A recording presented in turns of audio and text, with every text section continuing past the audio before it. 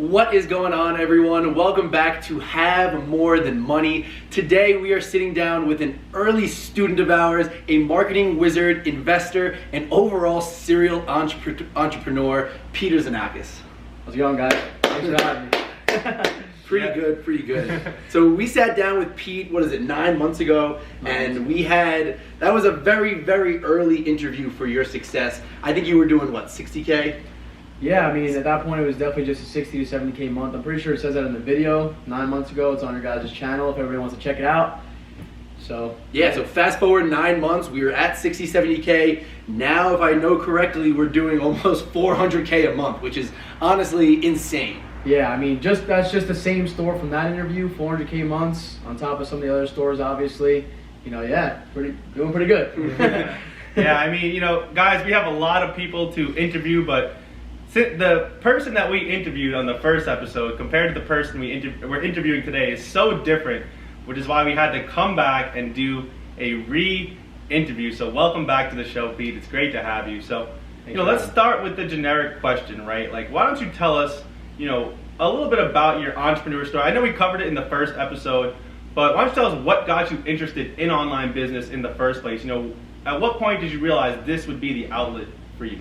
Yeah, so I mean, obviously everybody knows they're taught to go to school, they're taught to, do whatever their parents are told, right? So the safest route is always school. So obviously me being, a wannabe business person, I took my business classes. I thought that was going to be the fast route to success or, wealth, blah, blah, blah. It's always the same story with people, right? So obviously being in school, I realized that wasn't the answer. You guys know that, right? A job is just not the answer. So what did I do? I mean, I spoke to Jared, obviously. I didn't really know Mike as well back then, but Jared was telling me he was getting into this online business thing, caught my attention. Back then, we're talking like eBay dropshipping, right? Like, I know you used to be a eBay dropshipper. Obviously, I didn't take that seriously. That was just, honestly, my efforts were embarrassing. Then we move on to low ticket dropshipping, everybody's favorite method of Shopify dropshipping, low ticket, AliExpress.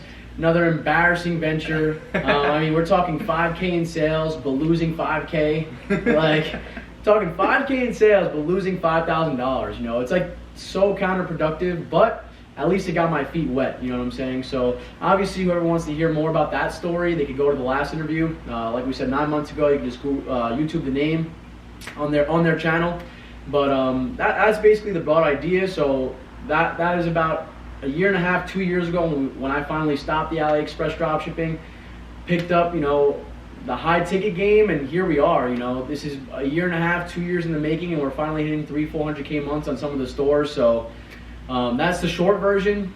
Obviously, there's a lot more in between that we'll definitely get into, but for now, I think. So let's backtrack. That's honestly an awesome story. Just seeing someone start, fail again, and then finally break through. But from the beginning, what made you realize business or online business was for you? I know you mentioned, job is just not it. And that's not something that you hear a lot of college students say. So what triggered something in you to be like, all right, entrepreneurship is for me? Yeah. Well, I mean, at the end of the day, if you have goals, if you have aspirations of expensive things, right? I know people like to materialize things, right? Like cars, Lamborghinis.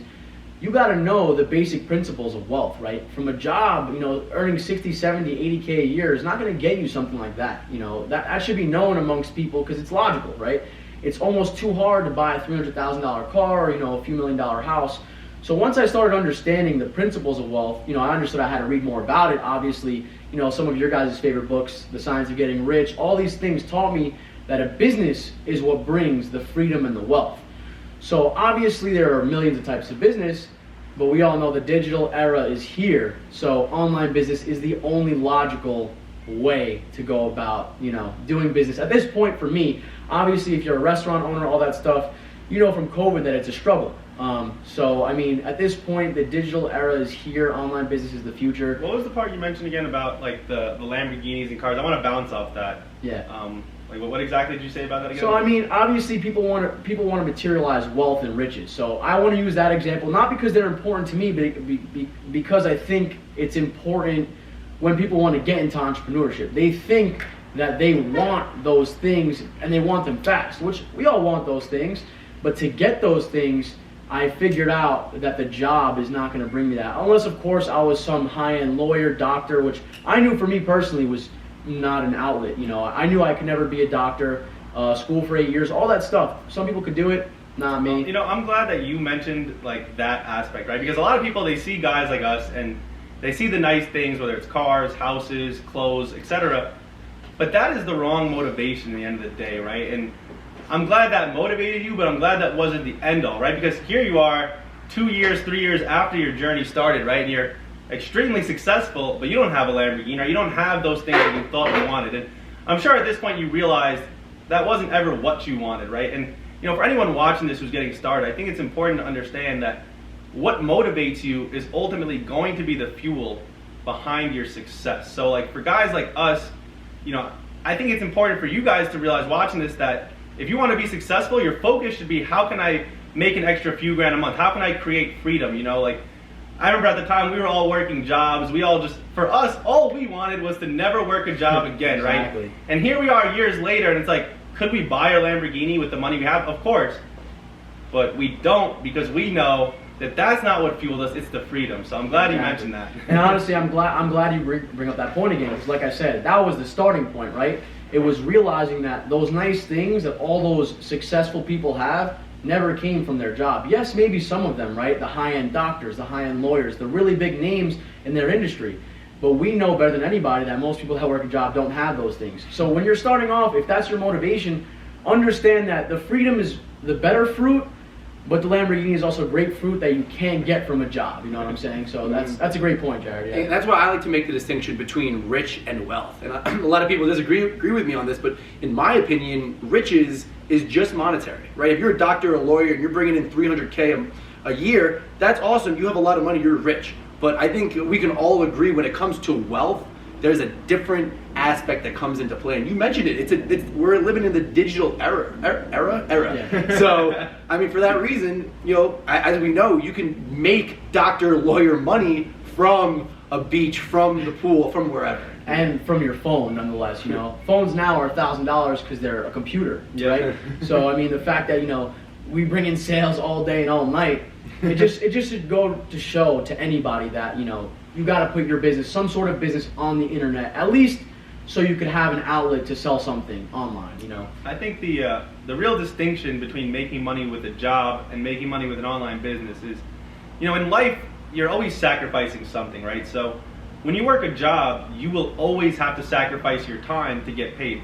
The moment you stop sacrificing your time, you stop getting paid, right? And this is something I always tell people when they're getting started is, the beautiful part about building a business is almost every task you do should lead to you getting paid time and time again. Where a job, you do the task once, you get paid once. You do the task once, you get paid once. So even if you did become a lawyer, even if you did become a doctor, even if you got one of those jobs that did make you rich, it would be at the expense of your time. And I think for guys like us, what we realize is the best asset that you have is your time.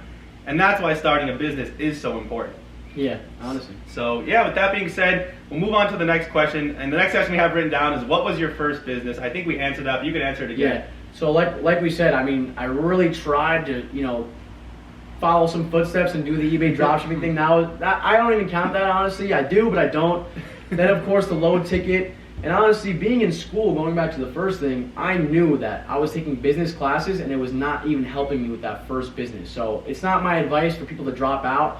It's the idea that, that first business that you could ever start, no matter which model, getting your feet wet is always better than not even trying. And it's infinitely better than even taking college classes that are centered around business, Those business classes that I took, and I'm sure you guys might have taken one or two yourself, they don't really teach you anything about running a business. That's why my first business failed. I was learning in school how to run my first business.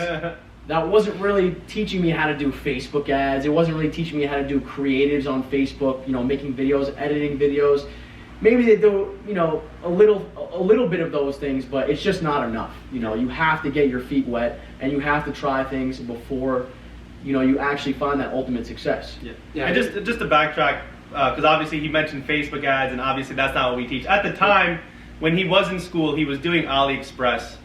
drop shipping and running Facebook ads. Obviously, everything we're all against at this point. Yeah. But just so you guys know, at the time, that's what you did. At the time, exactly. But it definitely needs to be pointed out because, you know, we did the AliExpress thing and we had the same exact results, which were horrendous. But like you pointed out, you know, that perspective that you pointed out is so powerful because so many people will look at us, you know, losing whatever we lost with low ticket, $10,000, $15,000, $20,000 in this business model, and everyone would be like, wow, like, you failed, that sucked, like, whatever, it's over for us. But the way that we look at it is it sharpened our sword. And I'm sure that you can definitely back that up in the sense where, you know, you are a better business person, a better businessman after you did low ticket than you did before. Exactly, and it's like you guys always say specifically, it's always about the high income skills.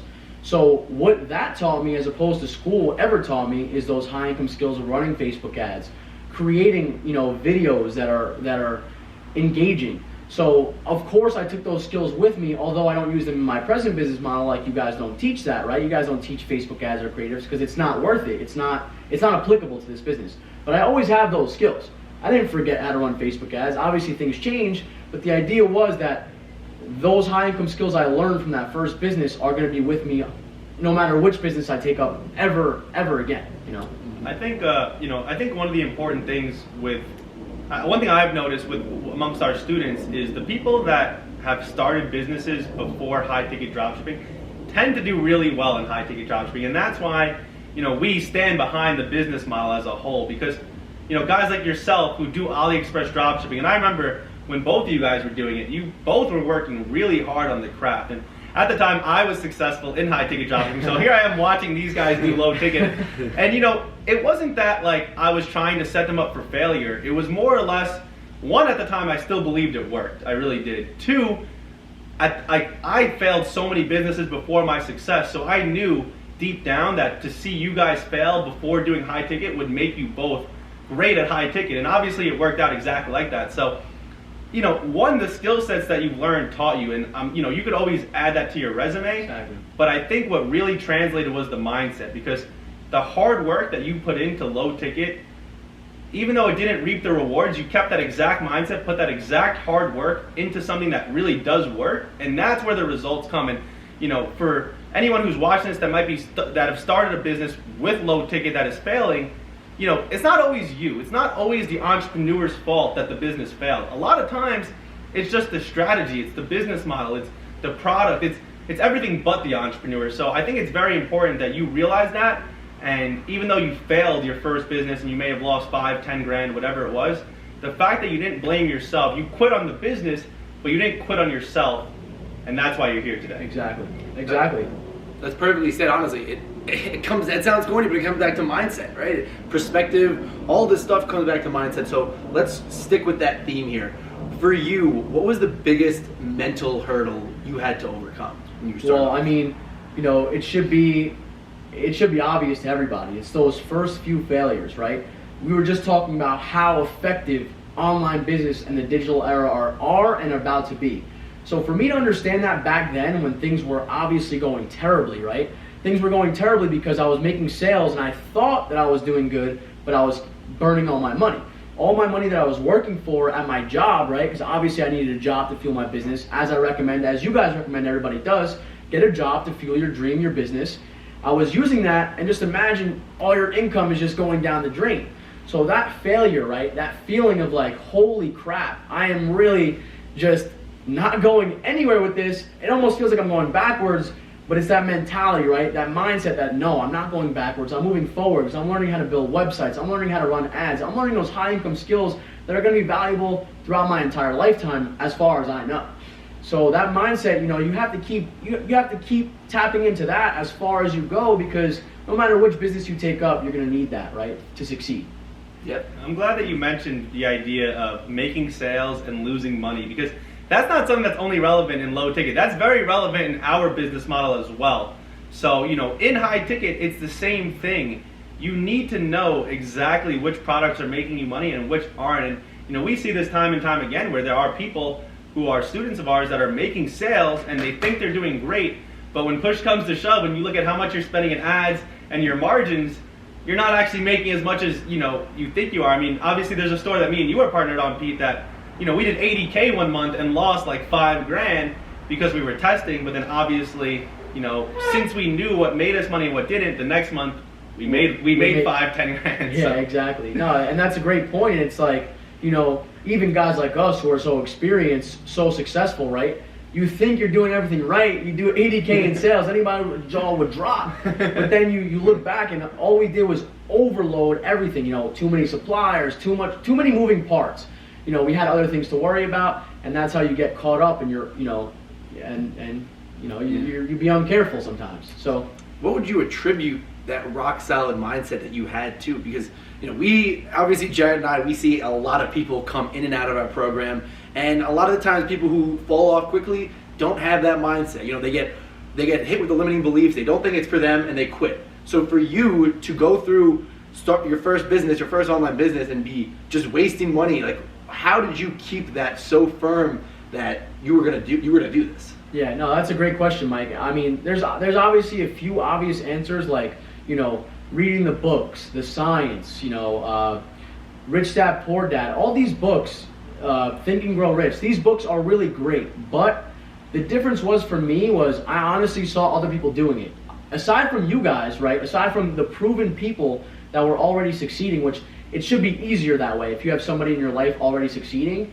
But the idea is, even the random people that you see, when you see 15, 16-year-olds, 18-year-olds absolutely crushing it, that should not make you feel like crap. That should inspire you, right? Like for me, as much as you want to believe it, people are faking it. The truth is, more so than not, they might be, but a lot of the times they're actually killing it. And it's because they figured something out that you might not have yet.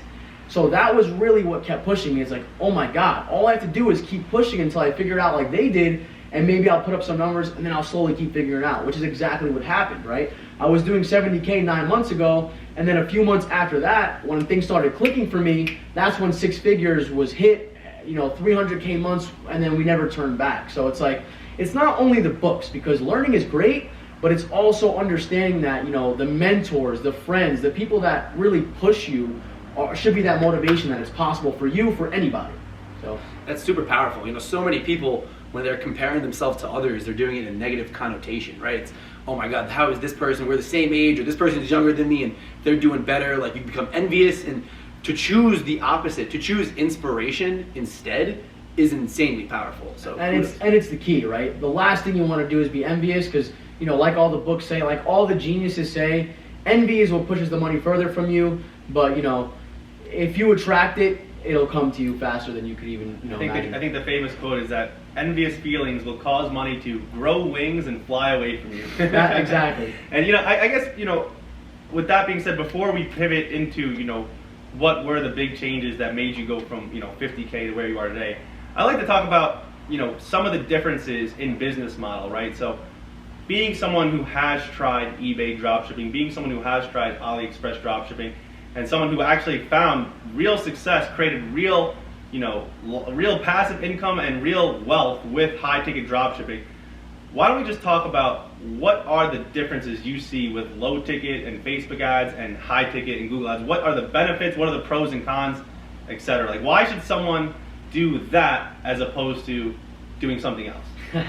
Listen, I don't want to sound like a broken record here, but besides some of the obvious things, I'm going to point out other obvious things, which are, you don't go on Facebook to buy things. That's beyond obvious, right? I think we all know, none of us even barely go on Facebook, but when we do, we're not going there to look for things, We're not going on there to buy desks, buy backpacks, buy anything, truthfully. Google, surprisingly, even to me, it was almost like a rude awakening that people actually do shop on Google. Honestly, I didn't know until I came into the business model that people do a lot of shopping on Google. Obviously, they have a shopping tab. So for me, it was like, okay, well, that's one obvious thing, right? People are actually going to Google to buy things as opposed to Facebook, where it's like you kind of have to jam it down their throat and then be lucky if they buy it. Whereas Google, they're seeking you out. So that's one obvious thing.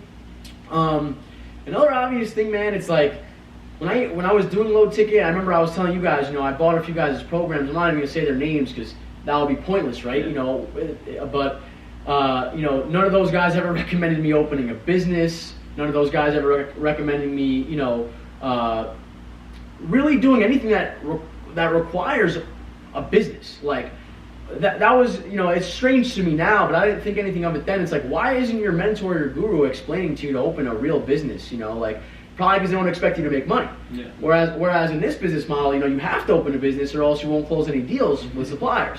So it's like night and day. You almost don't expect to make money with low ticket, but with high ticket, you have to open the business because you are expecting to make money. So those are just a few things. Obviously, if you that's one thing that really didn't sit well with me when it came to the low ticket model, was the idea that you weren't legally even allowed to really sell the products. And then when it came to the Facebook ads, the ideas were like you would take clips that were other people's clips to make the ad. And I actually knew someone who did find success, and then the person whose clip they stole saw the ad and was threatening to sue them. So even that alone turned me off so much. And when it comes to high ticket, what I love so much about this business is the simple fact that you are legally getting approved to sell everything you're selling, So it's like, when you do find success, it's actually very hard for that to be stripped away from you, where with other businesses, it's what I call like a bell curve. You go up and back down. Yep. And next thing you know, you have to start completely from scratch, where with what we do, as you said, 9 months ago, you went from 50 to 2 to 300K a month and haven't looked back. Sometimes you even hit 400K a month. So, not only have you not looked back, you actually, scaled higher. No, it's true, exactly. I mean, the fact that just to cap on that point, it's like the products don't die, right? You're not just branding a product, a low ticket product that's going to stay alive for 1 month, and you're back to digging through freaking, needle haystacks trying to find something, that doesn't even exist yet almost. So it's like, it's better off just to sell the products that already sell, that people are buying, that people are already looking for, that you can sell forever. It almost just comes down to legitimacy, in my sense. I know you touched upon it, but having an actual LLC business, securing legitimate contract relationships with these suppliers where you're signing a contract, they are giving you VIP discounts, you're building a Wayfair storefront. It all adds up to a legitimate business. And obviously you touched upon it too, Jared, about how it's sustainable. And again, we've seen people make it work with low ticket. They are very, very, very few and far between.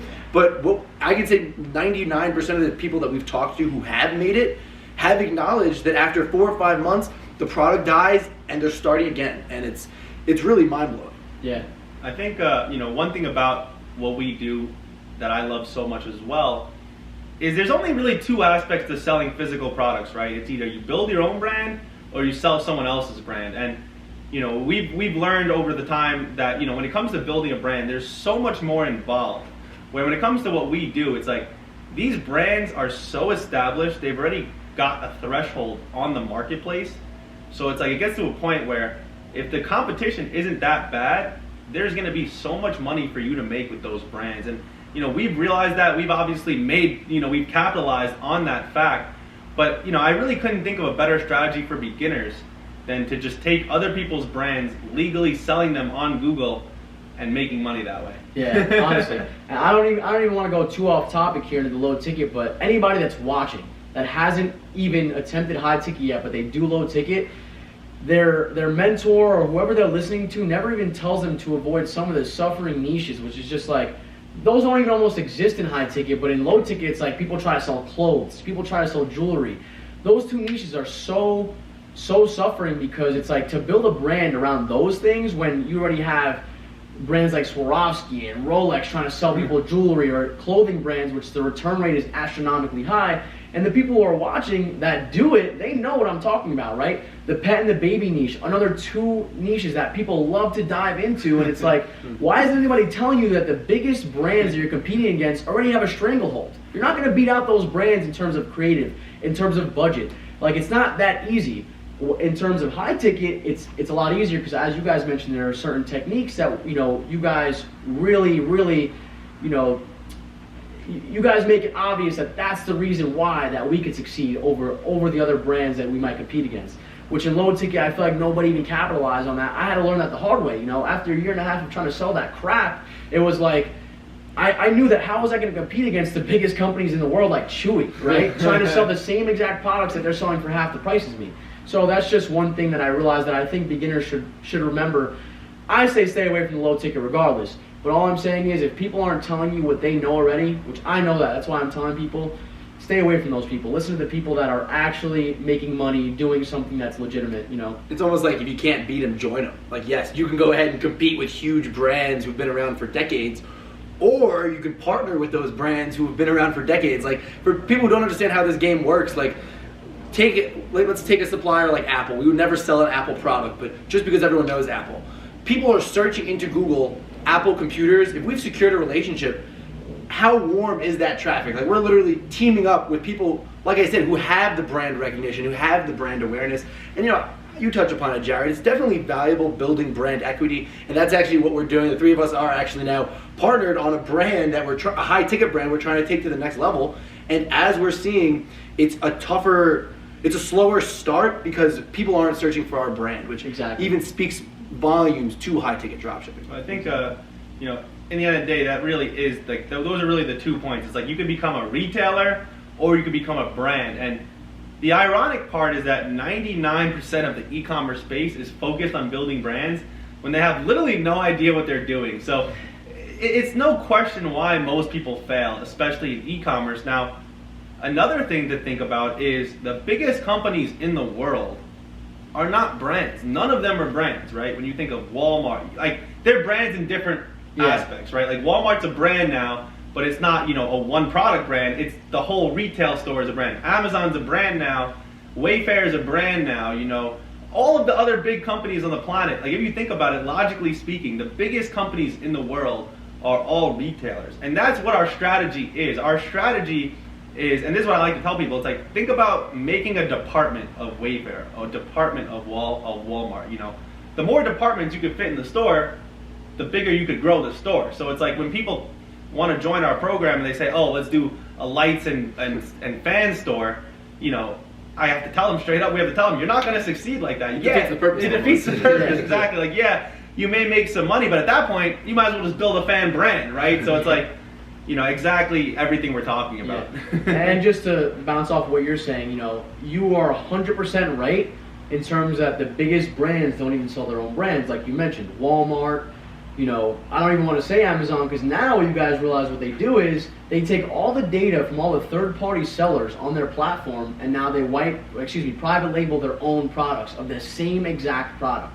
So the idea behind what we did is exactly what Amazon did, right? So less focus on building your own brand first, more focus on selling other brands, and then obviously if you wanted a private label, take that data like we did and make it your own. But profit first by selling other people's brands. I think that's a really important concept to understand for beginners, right? Is like, think logically. One, building a brand is going to require a lot more money than dropshipping. So if you don't have, most beginners don't have that much money, right? Most people who are just starting e-commerce probably have 10K or less saved up, right? And that's just the reality. And you're probably going to need more than 10K to start a brand. Where with dropshipping, you probably won't need more than 3 or 4K max. That's one. Two, trying to start a brand without data is just crazy. Like, we're starting a brand because of the simple fact that this product has been one of the best selling products we've ever seen in any of our stores. We've spent very low amounts in advertising and have seen very big returns. It makes sense to start a brand. So, you know, those are great points, Pete, and I think that any beginner watching this should understand the two aspects to online business, being a retailer or starting a brand. And if you're going to ask us what every beginner should start with, I think we're all going to say retailer. Yeah, because this is something that we obviously always talk about, but especially for beginners.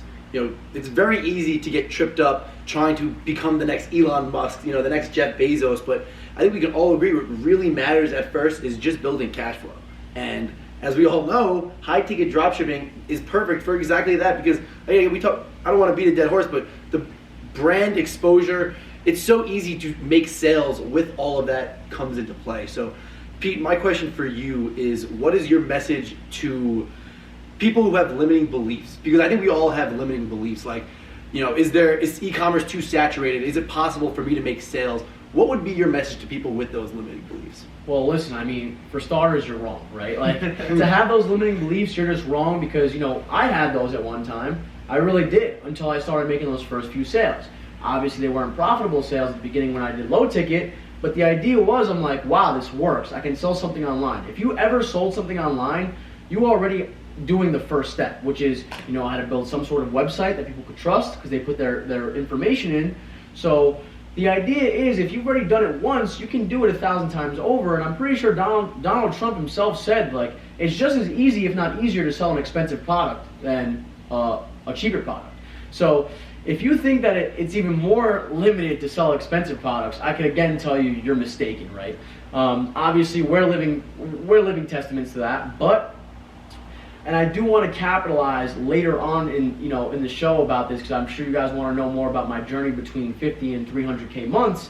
But the idea is that, right, we always talk about this, but COVID has accelerated the digital era 10, 20, whatever years, we don't even know yet, right? Because people are still capitalizing on this new type of technology like crypto, integrating it in with, you know, the online world, right? So the idea is the online world is getting bigger, not smaller. So your beliefs should only be getting bigger, right? The bar has been raised even higher. It's not where it was. Now it's even easier to sell things online, right? You could almost argue that my sales escalated because people were all at home, they had nothing to do, so they were ordering stuff online. Do you think it's going to go back down? Maybe a little bit, but like, are people ever going to stop shopping online again? No. It's just way further in the process now. People are way more comfortable shopping online. Stores like Amazon, Home Depot, all these huge retailers, Wayfair, have also helped our case. People are more trustworthy now than 10, 15 years ago to shop online because they had no choice a year ago, and now they're comfortable because they've been doing it for a year. So to have limiting beliefs around e-commerce or even dropshipping, right? Because dropshipping is just a service, product from the manufacturer. It's nothing more than that, right? People confuse dropshipping with AliExpress. That's not the same thing. Dropshipping is just a service. So the fact that it's just a service that really helps the customer get the product as fast as possible is just an example as to why the industry is getting way, way bigger. Yeah, I like that you mentioned Home Depot and Wayfair helping us, because that also goes back to our point of why being a retailer is better than building a brand. And I'm sure you guys can attest to this. Is, you know, I used to get customer calls all the time. I'm sure we still do, but, you know, obviously I don't take the calls anymore. That, you know, people would say, "Oh, I saw the product on Home Depot. Because I think people seeing the exact product you sell, they see that brand on Home Depot, they're more likely to not think of you as a scam and more likely to buy off you. And then when you get them on the phone and you can offer them a better price than Home Depot, you know, next thing you know, they're walking away buying from you, and, you know, that's what that's what makes us successful. So to piggyback off that, I guess my question to you, Pete, is going to be, why don't you tell us what it took to get from 0 to 60K a month in sales, and then what it took to get from 60K a month to 300? Yeah, no, that's a great question, because the two things obviously require very different things, right? 0 to 50, right? If you're a beginner, focus on the fundamentals. And I know you guys always talk about the fundamentals, so it should be obvious. Sometimes maybe you guys don't, you know, reiterate how important the fundamentals are, but they are important, especially as a beginner. Obviously, we haven't been there in a while. But those being customer service, right? When you're going 0 to 50, like you said, people are calling Home Depot. Home Depot's not answering. Home Depot's lines are crazy. How can they help you on the phone? So if you're answering the phone, the customer's already happy that they could buy from a small, you know, mom and pop style shop, right? People like helping small businesses. Goes a long way. Yes, exactly. People like helping small businesses as long as the people are right to them on the other side. So if you are giving good customer service, if you are doing everything in your power to close the sale, which you should be, right, especially at the beginning stages, because every sale is worth, you know, huge amounts of money, 20, 30, 40%, upwards of 200, 300, 400, 500 bucks. If you're talking one phone call for 500 bucks, I'm gonna do whatever I can. I used to do whatever I can. So those are important things, right? The customer service, the stuff that the big box guys you're gonna compete against don't have. Those are the fundamentals that you focus on. Another important thing is, right, ads, right? We talk about marketing a little bit, but the ads, right, learn the data. Click-through rate, CPC, learn what these things mean. Don't just be shoving your money into Google ads and saying, wow, I don't see my sales. I don't really know how to read that, right? Because the data is the only thing that's, you know, measurable other than sales to see how much you should spend. So the fundamentals, again, learning the Google ads terminology, understanding, and then of course that customer service that's going to make that difference between you and the other competitors that you're competing against. That was what I really focused on, getting from 0 to 50. And before you move on the 0 to 50 to 300, you know, I think one thing that should be mentioned is how you didn't really talk too much about the site design. right? And I like that you didn't talk about it because obviously we all know it's important, but I think the reason why you didn't even mention it is because in the end of the day, when it comes to designing a site, and this is something I've noticed beginners, right? Beginners always get so caught up in the site design phase. Sometimes you'll have a student who 6 months later, they still haven't ran an ad. I love that a guy of your level didn't even mention it in the fundamentals aspect, because the truth is, when it comes to designing a site, guys, it's really straightforward, right? Like, everything you need to do is found in our course, or if you took someone else's, I'm sure it's found in that. You don't need to veer off. You don't need to go crazy. You just need to literally do it exactly. It's such a science. It's so easy. I'm glad you didn't even mention it because, yes, it's important. Having a great site design is important, but as long as you have the right mentors, it should be a very easy and quick thing to do. So, again, I'm glad you didn't mention it. Even though it is important, I'm glad you didn't mention it because too many people get too caught up in it. Yeah, and honestly, we shouldn't even cover it that long, but to bounce off what you're saying, we were looking at sites like Ty Lopez's site, the Pier 1 site, right? And that site, you know, they use one of the most notable themes and stuff like that, and he doesn't do anything exemplary, right? There are very basic things going on in that site. So all you have to do is make it a little better than that, and people will expect it to be a notable brand, because even the big guys aren't even going crazy in their site design. There's no need. So if you ever built a site before, you know what it takes. There's small steps you take. My one solemn advice to anybody that's a beginner, just take the spammy stuff off the site. You know, you don't need that stuff. Just take it off, make it look professional. Like, don't use that. You really don't need that stuff. Like, no big site has that on their stuff. There's no need. When people call you, you get to tell them, oh yeah, listen, there's only 2 things left. There's no need for all that extra stuff. Focus on keeping it professional. Keep the number all over the site, stuff like that. That is really the difference maker. Not anything crazy like freaking pop-ups every 5 seconds. Nobody wants that. Nobody wants to deal with that when they're trying to buy something. But so fundamental and foundation. I mean, that's obviously the theme of going from 0 to 60. So many people try to skip over the boring stuff. And, you know, I will say, I'm sure you can attest to this too, the Google Ads system that we implement, it's not straightforward, it's not cookie cutter. It takes a certain level of dedication to just understanding the system. And, you know, like you said, I see so many students come in, you know, they're hyped because they spend a couple of months on the website design, contacting suppliers, and they're ready to launch, and they get lazy and they skip over the Google Ads. So I'm so glad you brought that up, because you don't want to be in a position where you're wasting hundreds of dollars not knowing what you're doing. You know, if you're going to get to that 300K a month point, you got to be able to do the 0 to 50. Yeah, honestly, and you know, you are 100% right. Like, obviously, I'm in their group me all the time. Anybody can reach out whenever they want, even on Instagram. Obviously, it's in the bio somewhere. ecom_bun. The idea is that when you're trying to scale from even 0 to 50, or even, which is, you know, a lot harder in some different ways, 50 to 300, you are putting in work, right? Like, you are not just lazily calling suppliers every other day. We're calling 1 or 2. Like, you are putting in actual work. And sometimes that's why I get caught up, and I can't be always posting my results in the group me, something like that, because, you know, this stuff actually takes grinding. Like, anything should. Anything worth doing should take grinding. They always tell me this. They always tell everybody else this, because I always hear them telling it. Anything worth doing takes time. So I'm not saying the group me is bad. The group me is great, but I'm saying some of the higher level people are putting in serious amount of work, and that's why you might not see them notably talking all the time, because it really does take that extra 5, 10, 20 steps, which you think is a little, but it's a lot. But that's not to knock it. That's to encourage the hustle. Like, that is to encourage the hustle that you're going to need to go from 50 to 300, 200, whatever your goal is. You know what I'm saying? So why don't we go back? Obviously, I cut it before you were able to answer. So what is the mindset shift you have to make? So, you know, you're doing 50, 60K a month in sales. And I have some ideas in my head as to what the mind shifts you have to make are, but, you know, I want to hear your words. Yeah. To get to that level of 6-figure months and then multi-6-figure months, which is kind of funny because I remember you didn't ever have a $100,000 month. You went from just 50 to 60K a month straight to 200. 300. So why don't you talk about why? Why did that happen?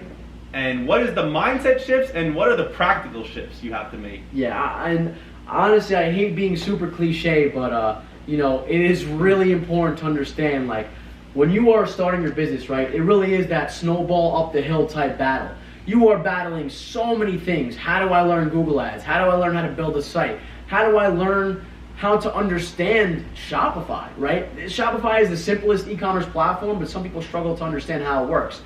Every beginner goes through that point where they have to learn how to work those things. So when you're slowly working up the ball, up the hill, keep yourself, in check. Remind yourself, okay, I am at such a beginning stage. Let me just keep working this every day. Let me keep learning.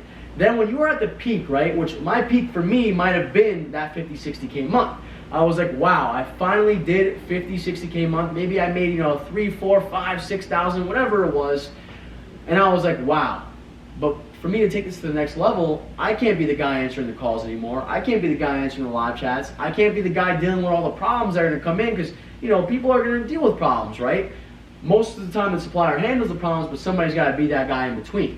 So kudos to you guys constantly telling me, Pete, hire your first employee, hire your second employee. That's what I really did, right? I really started outsourcing all the pesky tasks that I couldn't really stay on top of anymore, like every customer situation, or like all the stuff that really wasn't adding to the cash stack as opposed to, just keeping it stagnant. So that mindset shift was, okay, I got to 60, but to quadruple this, I need more people on my team, right? And that is why I always recommend people, anybody that follows me knows, mentors. If you could build a team, better off. Right now we built a huge team, for our brand, whatever we do, it's easier that way because we get to bounce off each other's skills. Obviously when you're starting off, you can't, you don't have all those accessible things. Mentors, yes, you have. Friends you have that might be doing it ahead of you, but the mindset shift is always build your team, have people help you scale your store, right? And then keep learning. I kept learning what the Google Ads data was telling me. I kept learning which products of mine were the best, and then I just capitalized on all of those things together, right? I used my employees to take up time, called more suppliers, had more time looking at my ads. Honestly, had more time to meditate and read too, right? I got more time on my hands. Those things are really effective for the mindset.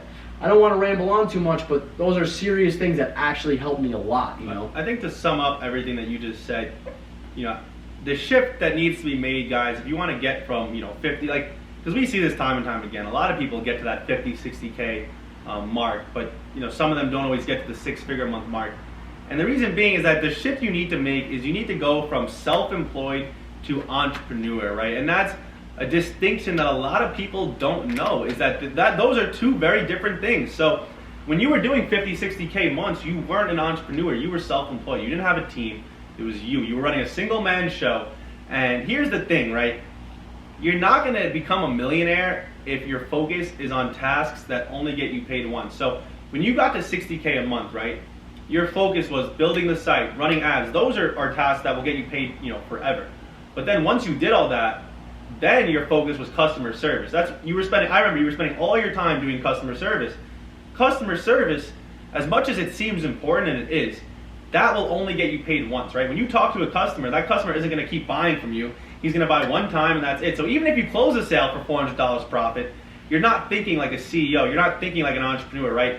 You don't call Amazon and get Jeff Bezos on the phone, right? So for you, it wasn't until I remember you made that mindset shift from self-employed to entrepreneur. And it wasn't just a mindset shift, it was an actual shift, right? You hired your first employee, which then allowed you to focus on, like you said, the Google ads more and closing new suppliers, which is very, very important. So, I'm very happy that you said everything you said, but that's the real shift that everyone needs to make. If you get to 50, 60K a month, chances are you did that all on your own, you were self-employed, and now at that point you have to go from self-employed to entrepreneur. Yeah, I think something that you didn't mention, Pete, but I know we talked about off camera, and honestly ties back to one of the first things that you said, and it was that your aspirations as a person, as a businessman, right? You knew that you wanted to become wealthy, and we see a lot of people coming in our program, and their end goal is to profit $1,000 a month, right? Yeah. So why don't you kind of speak on?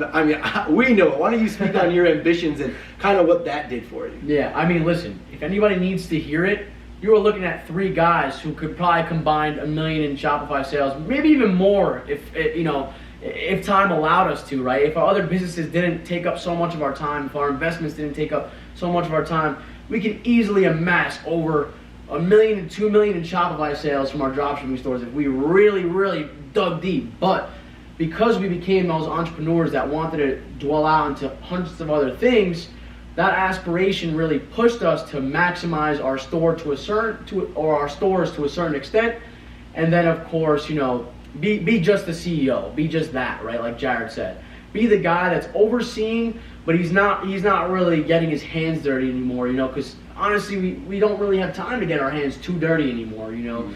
So the aspiration shift was, I saw people doing it, and I said, well, you know, I mean, if I can't, what's stopping me from doing it? You know, all I gotta do is put in that little extra work. I know it's attainable for me. I know I'm capable, right?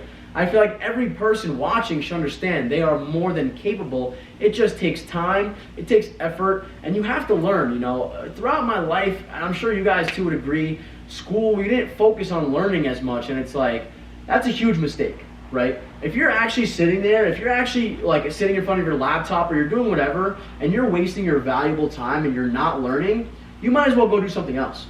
Because then you're just wasting your time. Yeah. If you're gonna sit in front of that computer, you better be taking notes. You better be actually putting in work to learn something, because that is the stuff that actually helps you get paid forever. It's the high income skills that you compound, and then that is exactly what is going to be valuable throughout your entire life. You know, it's the idea of learning skills as opposed to theory. I actually read a statistic recently. It was like, I don't remember the exact number, but majority of people who have gotten their MBAs have actually admitted that it wasn't worth it, right? And the reason being is that most people that are in school, they think that there's going to be that light at the end of the tunnel, right? But as we know in life, the light is the journey.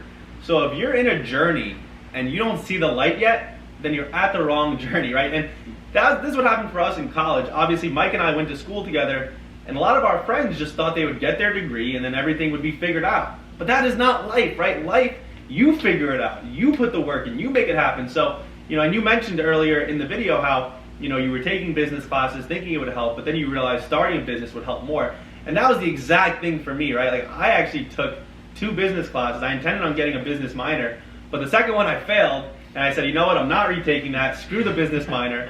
I'm just gonna put my time into building online businesses. And exactly what I just said happened, right? By the time we graduated college, I was already making $100 grand a year profit online, where all those other guys who were just taking business classes saying, yeah, I'm gonna get my degree and become a businessman, they got their degree and then had no idea what to do. It almost just comes down to intention. You know, I feel like a lot of people live their life with no intention, no goals, or kind of just going through the motions. Like, how about you just set out a goal? You know, like for you, Jared, it was, wow, I want to be financially free, self-employed, whatever it was after college. So your actions followed the intention. And for most people, that's just not the case. Yeah, and honestly, just to bounce off what you guys say, it's like, it blows my mind when people hate courses, right? Like, I know you guys have experienced this firsthand, but it's like the fact that people won't even try a course that costs infinitely less than a college course, it blows my mind, because it's like, where else can you possibly start, right? Like, we were talking at the beginning of this video of aspirations of big houses and Lamborghinis, because I think that's where anybody who has aspirations starts. Right? They see people having those cars. They make it on their vision board. They make it the background of their phone, all this stuff. So we know they have those aspirations. I know you guys got them. The idea is that you can't just stop with those aspirations. You can't just have one plan. You got to have a bunch of plans.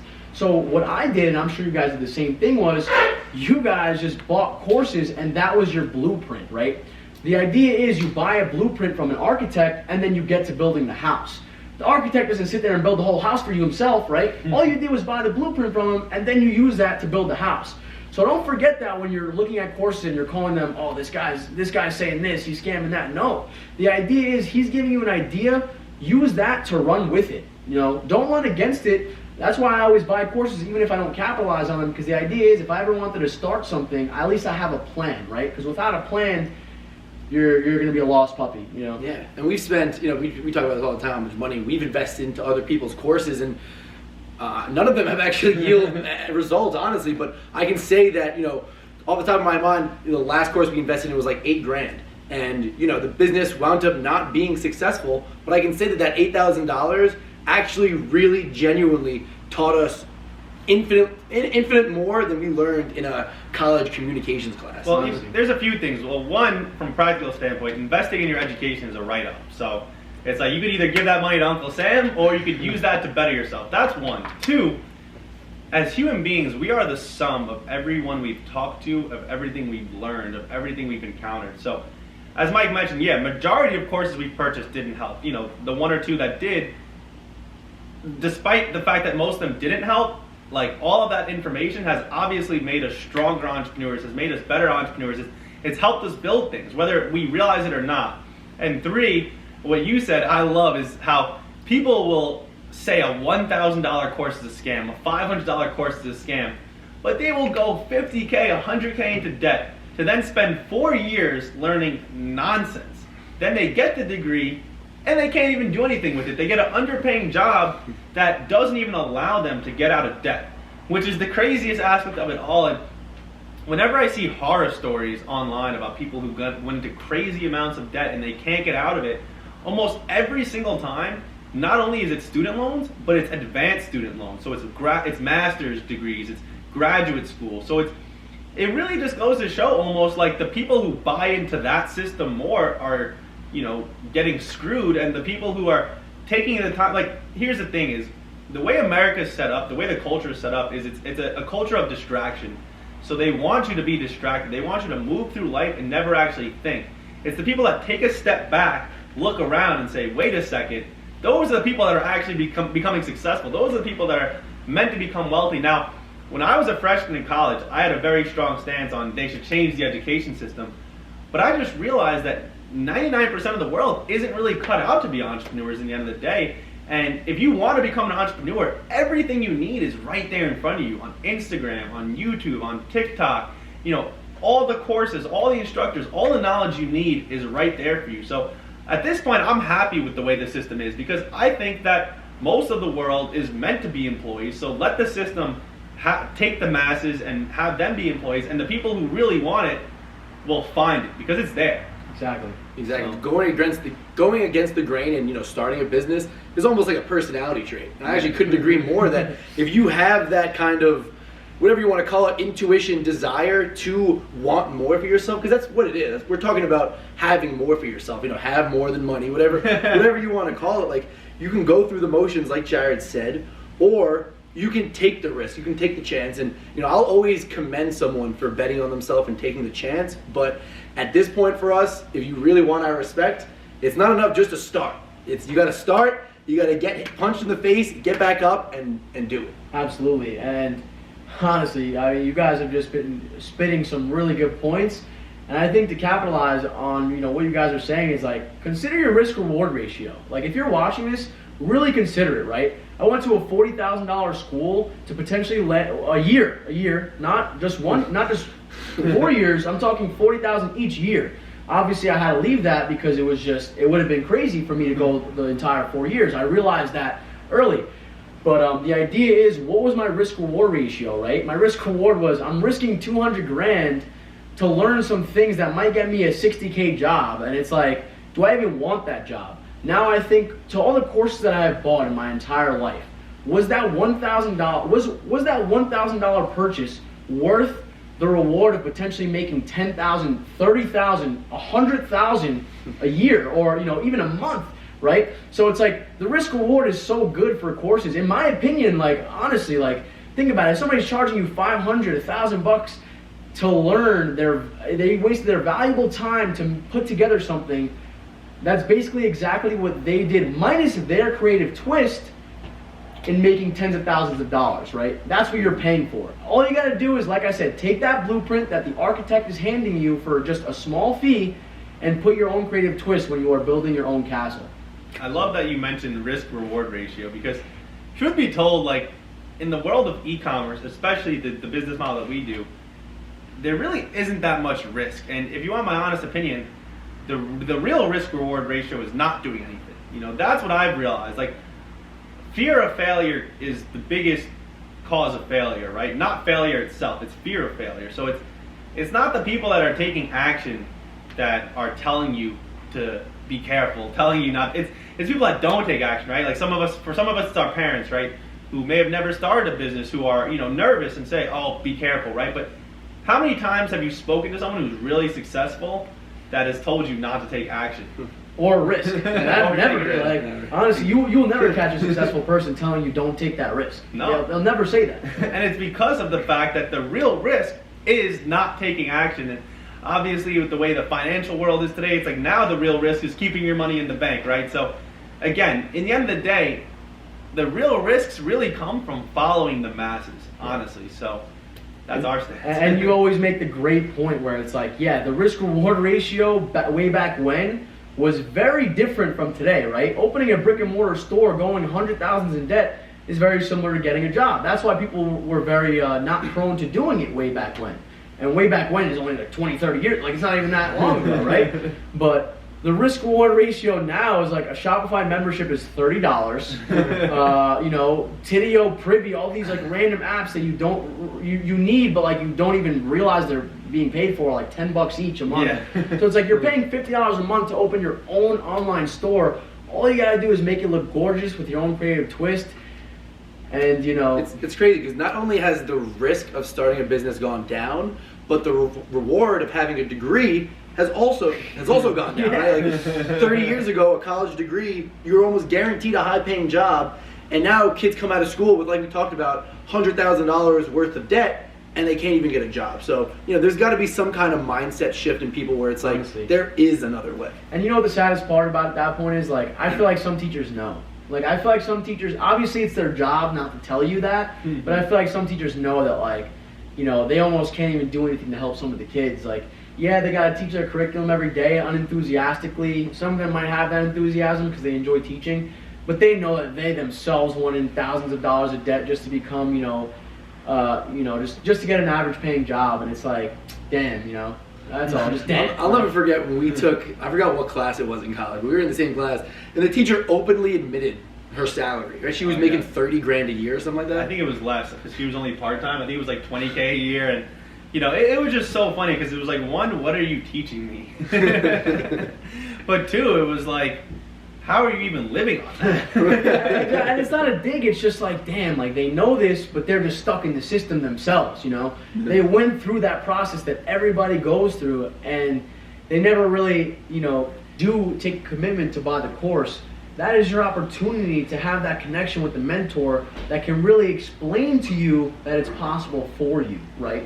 And that could be all the difference to somebody who doesn't have that right mindset that we keep talking about, So. Yeah. It's almost a good way to just erase limiting beliefs. Like you said, when you see someone who is identical to you in IQ and is a very, very similar situation to you, it can erase those limiting beliefs. And a lot of people, that's not the case because you knew Jared, you guys knew each other growing up. I'm sure you weren't the only kid that knew Jared. So it just makes me wonder sometimes, like, what separated you from all the other kids in middle school who decided not to take a curiosity? And that's a great question, honestly. And the main difference, and really the only difference, was when I saw Jared first starting to succeed, which, I mean, if anybody's been following Jared for a while, this is like years ago, this is almost 3, 4, 5 years ago.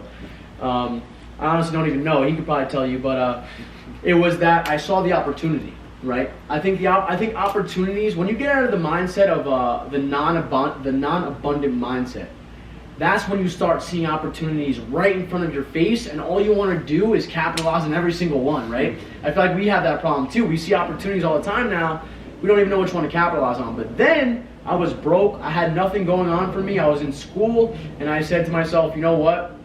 This could be my one opportunity, to try something that I know somebody else is actually succeeding in. So once you see that opportunity, just grab it by you know what, and just tackle it head on, because that is the main difference between me and all of our other friends that might have had that opportunity to also capitalize on something like high ticket dropshipping. It's funny because you were like always a big skeptic, obviously growing up, big devil's advocate guy, and that's a great piece of advice. Is you can live your whole life a skeptic if you want, but as you just said, if you see the opportunity, just take advantage of it, because what's the worst that could happen, And as you mentioned, the risks of starting a high-ticket dropshipping store these days, it's like $200-300 a month at most. It's like a car payment. So it's like you need to tell yourself, like, what's more important to you, that car payment or potentially being able to afford everything, your dream car, your dream house, providing for your family. And if you have a job that pays you $3-4K a month or more, it's like you don't even need to choose, right? You can have a car, you can pay rent, and you can start a business. And that's obviously why we always tell everyone to have a job. So, just we have pretty much 2 more questions before we wrap this up. So, obviously, when you started high-ticket dropshipping, you know, it wasn't all sunshines and rainbows, right? Like, I remember you made your first sale, and then it took a while for you to really start making consistent sales, right? So why don't we talk about, like, I know we asked you what was the biggest mental hurdle you had to come. What was the biggest actual failure, I guess you could say, you had in high-ticket dropshipping? What did you really have to overcome to become successful? Because obviously, it wasn't just a straight road to 50K and then a straight road to 300K. Yeah. Well, honestly, I mean, it's hard to say what the actual, if you're talking specifically in high-ticket dropshipping, I'm assuming? Yeah. Yeah. So specifically in high-ticket dropshipping, you know, there aren't too many huge losses or huge failures that are noticeable other than, you know, maybe 1 or 2 chargebacks that are massive, right? Like, some small failures or losses are obviously the big chargebacks, but that's what comes with business, It's right? like the biggest failure is just not succeeding. Yeah, exactly. Exactly. So, I mean, you know, there's obviously smaller failures on the way, like chargebacks or, you know, overspending on products that you weren't even paying attention to. You know, now you're down a few $100 on your ads because you just let it slip. You let the ball slip a little bit, and now you spent too much more than you could, you bit off more than you could chew. So there weren't too many huge, I think that should be a testament to the actual business model, honestly. But I mean, I just remember, you know, obviously, I remember you made your first sale. I remember the exact day. I remember the time too. But obviously, it wasn't just you. Like, I guess what I'm getting at is, people think once you make sales, you're just going to make sales, right? So what happened, right? You made your first sale, but then we weren't creating consistency. So what did it take for you to actually create consistency? Would be the question, I guess. Honestly, I just kept doing what I was supposed to do. I guess you guys know what that is. Kept calling suppliers, kept, checking my ads every single day. Negative keywords. You guys, I'm sure, dive into this. I don't want to make it too broad, but I kept doing the little things right. Is what I think I did. Although I did have those small failures, which I could have easily gave up, right? After 1 or 2 chargebacks early on that I lost, I could have easily gave up. But what I did was, I thought to myself, you know what? If everybody else is way ahead of me, they must have done all of these things first. They must have gone through some sort of similar failures. So if I just keep persevering, if I just keep pushing, then I will also overcome these small little hurdles. And obviously, you wanted me to name a big hurdle. Honestly, the big hurdle was just that learning curve. Honestly, like that, there was nothing notable in terms of like, oh, I lost a 50K chargeback, because it's so unlikely, right? You might lose a 10K one. Like I know you guys have experienced some crazy shit too, but it's like, it is really that learning curve of learning the entire business model, and that just comes with the territory, guys. If you want to be the next big entrepreneur, either in your family, your friend group, whatever, you have to realize it takes so much investing of your time and yourself, right? We know better than anybody. Yeah, we invested a few thousand into courses, but now we're contemplating $40,000 launchpad mentorships. So it's like, if you really want to do, like we said, get that huge house on, want that giant house on Rainbow Road. If you want the Lamborghini, if you want everything on your vision board, just overly commit to something. And that something could be this. So at the end of the day, it's up to you. And there's nobody else that can make it happen for you except you. That is really some of the things that you'll have to overcome yourself. And there is no other way to achieve the highest level of success other than investing in yourself. As we all know, as we mentioned before, we are constantly always reinvesting everything we make back into ourselves, because we know that is what pays exponentially. So at this point, your income is also your network, your net worth. At the end of the day, it is always up to you to make that commitment. Yeah, I think, before we get into the last, question, I think one thing that's important to understand is that, we're not coming from a place of guys who made 10K 1 month and then just started celebrating, right? Like, to create actual wealth, it requires obviously overly committing, like Pete mentioned, but also it requires an extended period of success, right? Like, we have been making a full-time living with high-ticket dropshipping now for 3 years, right? So it's like, it gets to a certain point where making 10K a month isn't a lot of money, right? But making 10K a month for 36 months in a row and then actually investing that money properly, that is a lot of money. So again, it's very important to understand that the beautiful thing about what we're doing, about what we're teaching, is it really is meant to be something that can create life-changing wealth. And I'm glad you mentioned overly committing, right? Because here's the thing. If you want to get to 400K months, then yes, you have to overly commit. But if you're in a position right now in your life where you're working a 9 to 5, do not think that you need to quit your 9 to 5 today to make this work, and that's the only option. Like I was actually having a talk yesterday about this. It's a funny concept, right? I know someone who says when they do something, they go all in. And because of that mentality, they have not started dropshipping yet, where if they would have just put their ego aside and said, it's okay to work an hour a day. I don't need to go all in, right? I don't need to be the best dropshipper of all time. All I need to do is make a habit out of doing a little each day.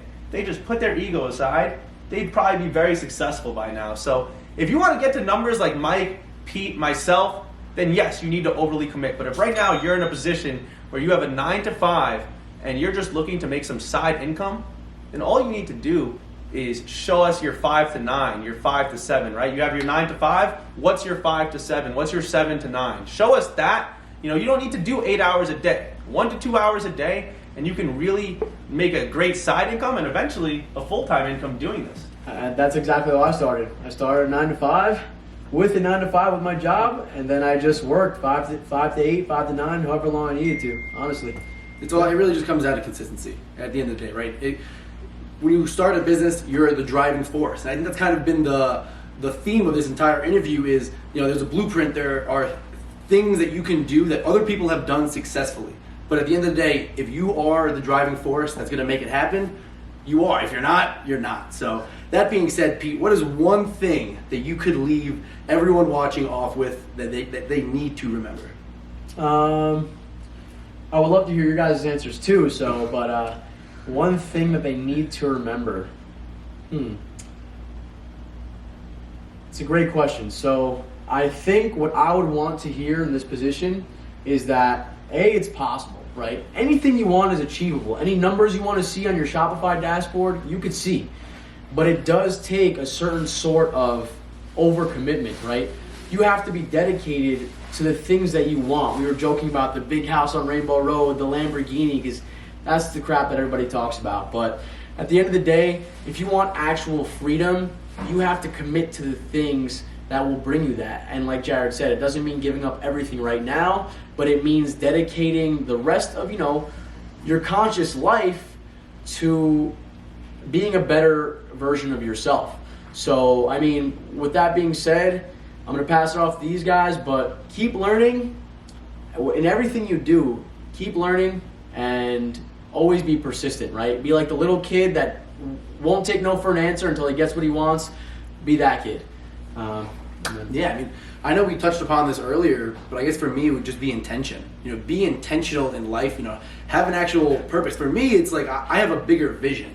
I have goals not only for what I want to do in the short term, but where I see myself in the long term. And when you let the long term drive you, I think you guys definitely feel that it's a different kind of motivation. And most people, I think their problem is they're only concerned with the short term and what's gonna gratify me right now.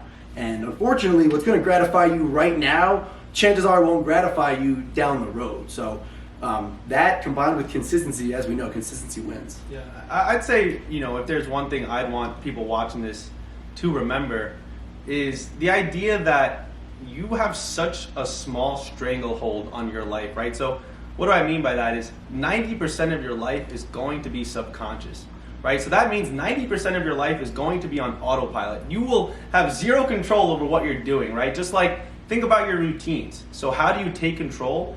Is by being consciously aware of that. So what that means is that if you're consciously aware as to what's happening, then you can actually take control of your subconscious, of what you're unconsciously aware. So how can I explain that deeper, right? And I say this all the time. Think back on the last year of your life. How much of that do you remember? You probably don't remember more than 20 to 30 days. If you look at the calendar and picked a random date, you have no idea what happened on that day, right? But I promise if you were consciously aware of what your subconscious is doing, then you were probably doing something to make yourself wealthier, healthier, happier, right? Where the people who don't understand that, they're just stuck in this loop where 10 years later, nothing changes in their life. 10 years later, they're in the same exact position as they were. And again, they haven't achieved anything. So that really in my opinion, is the separating factor between guys like us three and the people that aren't successful is whether we knew it or not, like we were subconsciously doing things to better ourselves, right? So once you do become consciously aware of that, you truly do become unstoppable. And as long as you apply that to your business, I promise you could be sitting just like us three right now who, you know, collectively have probably done over $1 million this month. So again, you know, understand that, and you could really have all of this. Yeah, and like, you know, I think the famous quote is like, doing the same thing over and over again is insanity. You know, at the end of the day, it really does take just that conscious effort of breaking out of not wanting to be in the situation you've been in for so long. Like, if you feel that way, just you know, there's a chance to break out of it. You know, there is a chance. There's always a chance. It will always be there. Make the commitment. You know, whatever it takes to do that for you, you know, commit to that. Yeah, by now it should be clear that we're not extraordinary people. Like, we're not some high IQ geniuses. We're really just guys who committed to something outside of the norm. So, you know, that being said, we hope you guys got value from this interview. I'm sure we will 100% be seeing more from Pete. And, you know, well, there's one more question before we wrap this up. And, you know, the people want to know, what is in the future for Ecom Bun? I mean, honestly, you know, just spreading the abundance. I guess, you know, I was taught to be like that. Hopefully I could be, you know, somebody that could spread that abundance to everybody else who's looking to just live a life of more freedom. You know, there's nothing more to life than wanting to be free, right? Getting those shackles off. Finally, that stressful feeling that, you know, you instead of feeling it 24/7, maybe feel it just half the amount, because you are in control of your own life. So I hope I could be that, just like you guys have been for me, for other people, hundreds of other people at this point. So, you know, it's a different feeling. It's worth chasing. Awesome. Make sure to follow him on Instagram, ecom_bun. What's the YouTube? The YouTube, just my name, Peter, Xenakis. It should be in the bio somewhere, maybe on the screen. We'll drop it all below. Like, comment, subscribe, and we'll see you guys next time.